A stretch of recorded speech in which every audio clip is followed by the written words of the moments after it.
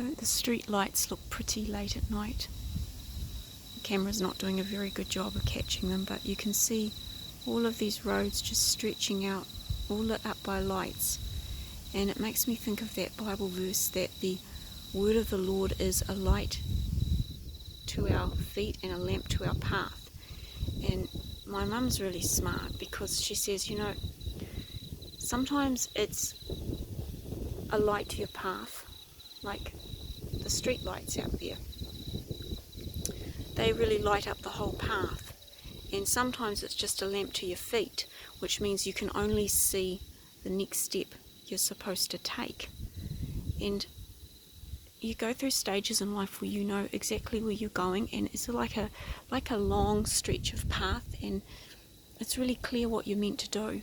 But there are other stages in life where you don't actually know what you're meant to do, and you don't know where you're meant to go. But that's where the whole His word is a light to our feet comes in, because you only need to know enough to take the next step forward. And when you walk with the Lord, He might not tell you everything, but He will tell you exactly what you need to do next. And there's two ways we can hear Him.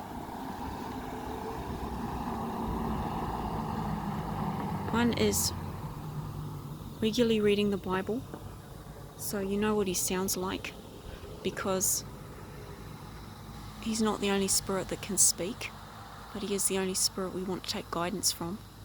So you need to read your Bible a lot to know what He sounds like and know the sorts of things He says.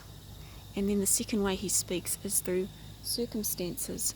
And I think that's a really important thing about life, is that when little frustrations come into our life and we can't get things to happen in the way we would like them to happen, and we find things are moving slower, or we're just not getting traction in a certain area.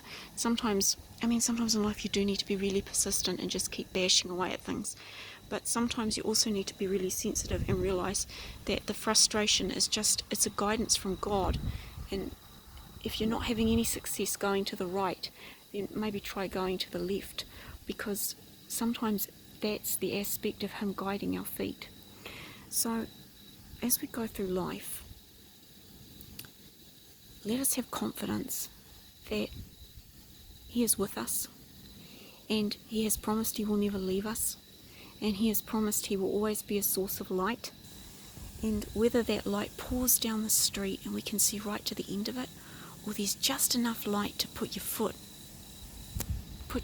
out in the next step of faith, I've always found that there's always enough faith.